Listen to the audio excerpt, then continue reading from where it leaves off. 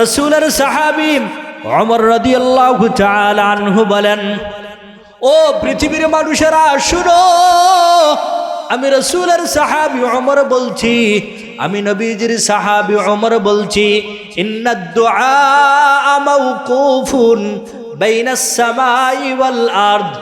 প্রত্যেক দোয়া করনে वाला ব্যক্তির দোয়া, প্রত্যেক দোয়া করনে वाला ব্যক্তির দোয়া আসমান এবং জমিনের মধ্যখানে ঝুলন্ত থাকে।